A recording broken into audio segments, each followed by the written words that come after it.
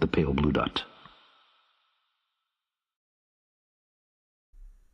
Hey guys, welcome back to another episode of the My Mate podcast. I hope you sincerely enjoyed last week's episode with Barmy, and we spoke a lot about purpose and finding meaning in your life, and these sorts of existential questions. These are the things that I've been really fascinated with lately, because I think I'm moving into an age now where that idea of meaning is becoming more important to me. As I kind of shed my old aspects of self that no longer serve me, and I'm really interested in the mind, and I'm really interested in writing and all these sorts of things. But I think I'm most interested in speaking with other people about how they can find and what they do to make themselves happy. Because when you contemplate death for long enough, it starts to get fucking trippy. And I think that having come back from being in that place, and I'll get into that in a second, when Siobhan and I were in France, I was thinking about death a lot over there, and that's a very weird thing to say, but I was trying to understand, myself, and trying to understand what I wanted to do here, and all that sort of stuff, and that's what I'm most fascinated with. So this podcast is pretty much going to be about meaning and fulfillment, but also with some anecdotes, but also about what makes us happy, I think. So I'm going to use a blog that I wrote. It's called Researches into Carl Jung's Mind. And I've spoken about Carl Jung a little bit before here, but Carl Jung was a psychoanalyst. He was the heir to the throne, shall we say, after Freud, who was the godfather, the inventor almost of psychoanalysis. The idea of analyzing one's psyche to come to some understanding as to why people behave in ways they do, why people think in the ways they do. And there are many different subsets of psychoanalysis. Freud used to look into hypnotherapy, and that's where he began to analyze dreams from that, because he believed that dreams were another portal into the subconscious mind, as hypnotherapy was. And then Carl Jung kind of took it all and ran with it. Freud was amazing because he termed what's called the Oedipus complex, that idea of attachment to the love that we receive from our parents, and our inability to detach ourselves from that into adulthood. And he was really good at in looking into sort of sexual disorder undertones, things like that. And really what happens as a child that gets locked inside us, and then makes it difficult for us to move on. But Carl Jung looked right into the myths and the religions and the legends, and tried to understand the reasons why all of these old stories and narratives were so important for so many people. And he basically came up with the idea of the collective unconscious, and the archetypes, and the shadow, and all these things. So the shadow is all these things that we neglect, that we kind of suppress, that manifests itself externally through projection. People that piss you off, things that you apply resistance to in life, your fears, all this sort of stuff are kind of emanating from this shadow concept, because the shadow is the idea that we don't want to look there, but where we least want to look is where we have to the most, because that's going to be the best way for us to understand ourselves more. So I wrote this when I was trying to find some meaning and some purpose in my life. I removed myself from wanting to be an AFL player and wanting to be the best I could with that. And I was following some extrinsic values, and once I'm an AFL player, then A, B, and C. So I was trying to find this. So Carl Jung said, "What did you do as a child that made the hours pass like minutes? Herein lies the key to your earthly pursuits." It's so powerful when you, in the most productive sense of the expression, let your mind wander. And I mean really let it wander.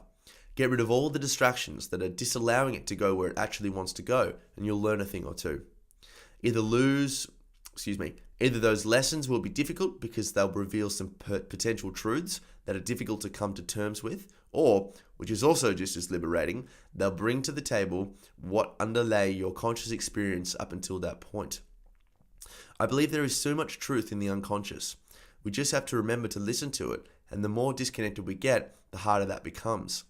Harder, but not impossible. And if it is harder, then it is all the more worthwhile. Yes, Carl Jung was right about me, in that my earthly pursuits lay hidden beneath a pile of A4 paper pens. The pen is mightier than the sword, and Microsoft Word software. But this personal realization did not necessarily come about when I read what Mr. Jung had to say. I knew writing was for me, and I really knew when it saved my life.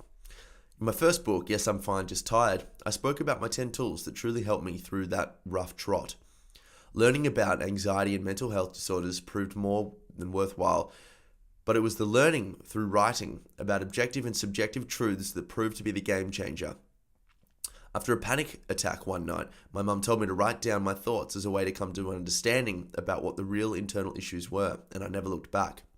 Things take time, and I lied to myself, even on paper, for many months before I could stare truth in the face, but the journey began with those first written words. What did you do as a kid, and what's really helped you when life gets in the way? What did you learn? Maybe therein lies your earthly pursuits. So, there are many ways to connect, reconnect, access your subconscious. And these are some of the things that I was exploring when I was in France and when I was writing this second book. And I wanted to understand myself more, and I wanted to go deeper and deeper and deeper and look at all my child traumas. We all have trauma, things that shape us, negative experiences that shape us, interactions with people. Trauma is all relative. It doesn't just have to be, getting fucking raped and, something terrible like that, or going to war and seeing people, killed in terrible ways. It can also be just things that, like I said before, things that have shaped you in a negative way. And you'll know this if you sit with yourself for 5, 6, 7 minutes and you really just start to think about who you are and why you are the way you are. These things will come up. They're memories that have been locked there for so long. They may not even be suppressed. You may know exactly what I'm talking about straight away, right now, But it's important to actually not only recognize them, but actually move on from them as well. And I've been using writing as a tool my whole life to do so. So writing about, these memories, writing about these experiences, writing about things you don't like about yourself. And it can be really confronting because it's not nice to write things like that. Like, oh shit, I can't stand the fact that, A, B, and C. Whatever it is. I hate my mum. I hate my dad. Something like that. It's a terrible thing to consider, but it's so important for us to move on because, like I said before, we're going to be projecting all of that stuff externally, and it's going to ruin and impact other people's lives. And we can't allow that for ourselves. If we want to grow and become the people we could be, we really have to learn to leave the past where it belongs. So there are many ways. I was using writing. I have been using writing all my life. And the reason why I like writing so much is because it actually allows you to have a conversation with yourself. And, if you're a little skint of money, like I am, psychology is fantastic, and going to see a psychotherapist is fantastic, but you can do it for free by yourself. What's so good about writing is that as the words begin to flow, the thoughts begin to flow, you actually are taken out of your mind. So, if you can bear with me for the analogy, and if you're not watching this on YouTube, you're just hearing me talk, imagine, you got your mind going crazy in your head, your inner critic going nuts, and then you put all of that onto a piece of paper. So if all of that mind and all of those thoughts you're telling yourself is now on the piece of paper, who is in you? And what is you? So it can get pretty deep there, but the mind becomes externalized onto this piece of paper. That's what happens when we diary write. And it's almost like you're objectively taking a look at yourself when you're writing all this stuff down. And you're like, wow, I'm always thinking about this thought. I'm always so afraid of the water. It comes up all the time. Even when I think about, even when I just go to get a drink of water, from the fridge or something, I'm getting all these thoughts about that time that I was dumped in the ocean by that huge wave up in the Gold Coast. And I don't know why that's coming up. The reason it's coming up is because you haven't moved past it yet. So, I wanted this podcast to be about finding meaning and finding fulfillment. But that idea of finding meaning and finding fulfillment, doing something and continuing to do something and pursue something in life that's going to make life worthwhile for you, can't be embraced, I guess, unless we've dealt with all the shit that is making it difficult for us to find this thing. So writing about it, and like what I wrote about then, Carl Jung said, find what you did as a child. That there's a really good clue there. These things, whether that's play or whether that's hanging out with a friend that acts like your counselor, or whether that's going and exploring and climbing trees. I mean, how bloody therapeutic is that? Doing all these things can help us remove ourselves from the past and then lead us into the future. So it brings me on to the next idea, which is finding something meaningful, or finding things that are going to make life worthwhile, I guess, And I've been thinking a lot about this, and I think it's got something to do with doing something worthwhile that's very challenging, that actually makes you a better person. So the challenge changes you, but it not only changes you for the better, but it changes your community for the better. And your community isn't necessarily your country. You have to go out there and be a incredible politician, but it can be 3 friends that, based on who you are becoming, they're now better off too. And maybe that's just, maybe the idea behind meaning and purpose is you don't ever find it. It's not like you just find some gold or some like a fucking oil thing in the middle of the desert and you're like, holy shit, I'm rich. Maybe it's just you continue to walk this path knowing that it's the right path, and this thing eventuates, and by the time we're 90 years old, we can look back on our lives and consider the idea that that's what I was doing my whole life. That is the meaning of my life, based on the road that I was creating for myself. I think I said on the podcast last week, the road is made by walking. That's not my quote, by the way, but I love that idea. Just relaxes me a little bit. I'm like, oh shit, okay, I don't have to find my thing and then I'm all good. Like I found the one, It's just getting better and better. And, I'm happier more often than I'm sad now. When I wake up, I'm more excited to go to work now than I was before. So having that checklist with yourself, something like that, But maybe the path to purpose and meaning and all that sort of stuff, finding the reason to live, comes about by ticking off things that you should do, as opposed to what you maybe do. So for example, for me, I'm in a bit of debt at the moment. Maybe for me, the idea is to, instead of watching Netflix, or instead of going out with friends, save that money and pay off my parents for something, doing things I know I should do. And my question to you is, what is it that you probably should do that you haven't for a long time? There can be anything. Maybe the should is your own should. Like, you've had this creative idea, you've had this book that you wanted to write for a very long time, but you haven't. And why haven't you? Why haven't you? Has it just been laziness? Has it been what is it? And if you think about it, is it because you don't like the idea of the book, or is it an excuse? And if it's an excuse, well then come on, write the book. But if you don't like the idea of the book, then can it. Whatever it is, why is that should there? Why is that little thing inside your heart? I feel it in my heart, just going, come on, fucking do it, Why is that there? Because I think if you do it, even if it turns out to be really bad, like if it turns out to be a really bad book, or if it turns out to be a really stupid, terrible creative venture, a business that didn't work, a relationship that fell to bits, even a movie that sucked, if you are a movie critic or a movie connoisseur, at least now. And the idea of just not doing it and being in this no man's land is going to get you nowhere. So I think that the path to purpose and the path to fulfillment is created by walking. And I'm 26 at the moment now, so I'm very interested to look back on this when I'm like 36 and just be like, you fucking had no idea, mate, But I do believe that in order for us to kind of start thinking about the future, our futures, who we could be, which is a scary thought, because if we haven't moved away from all this stuff in the past, like what I was saying before, the idea of who we could become is inconceivable. It's like, what do you mean? I can't become anyone. This is who I am. And it's not who you are. Who you are right now is who you choose to be. And if you're not chasing something, your unconscious program is going to continually fall back into who you've had to be up until the big capital present right now. So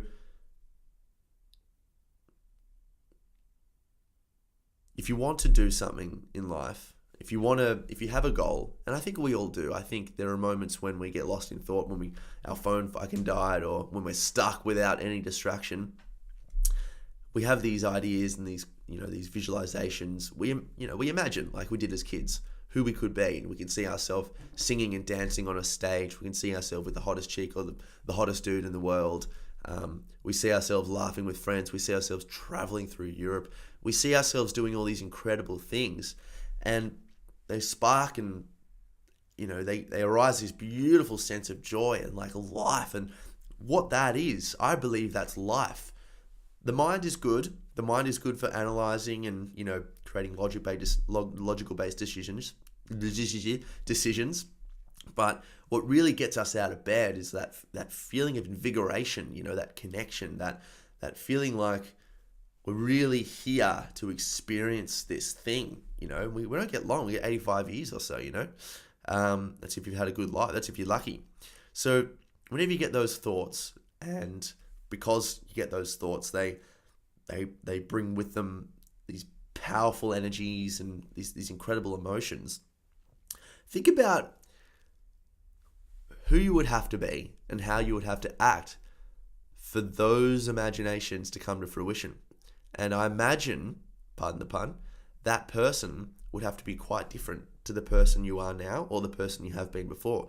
If you are living your life in a congruent way, aligned with the person that's going to reach your potential, you're fucking killing it. Good job. I wish I was you.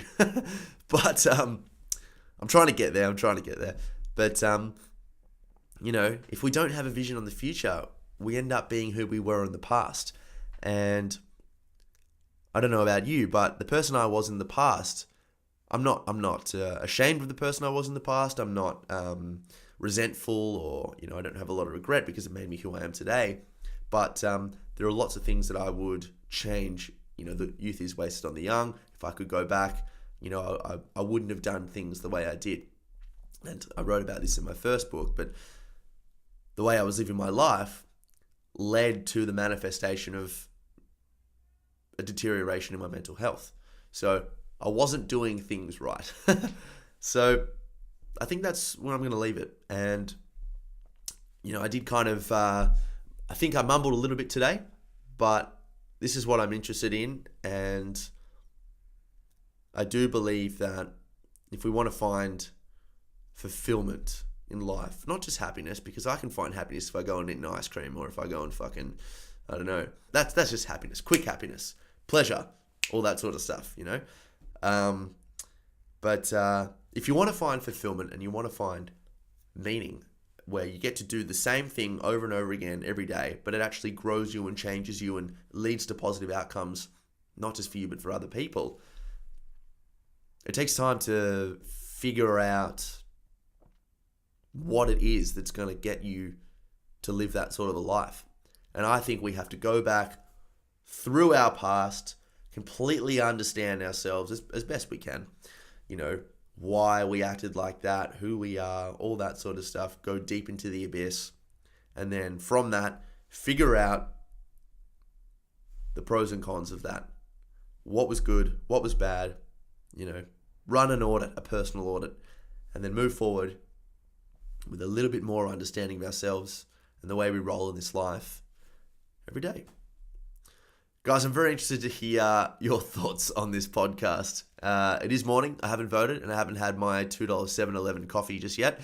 If you would like to read that blog, though, it's on my Medium account. So you can just go to Medium / Medium / Tom.Ahern.life, and it's got researches into Carl Jung's mind.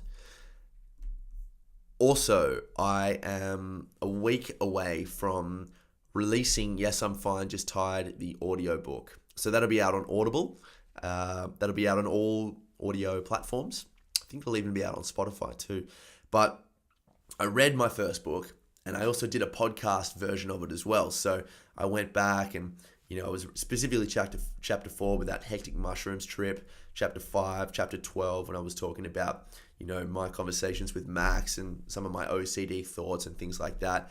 I did some analysis on myself based on who I am now as opposed to who I was back then. And look, if you like this, it's in its infancy. It's growing. I'm really humbled by it and excited by it. It's really enjoyable, and I love that you guys are taking the time to listen to me talk as well. It's really, really fucking awesome. So, yeah, do yourselves a favor and have a listen to me. Do yourselves a favor. If you want to, you can have a listen to me narrate my own story, and I'll speak to you next week, guys. Bye.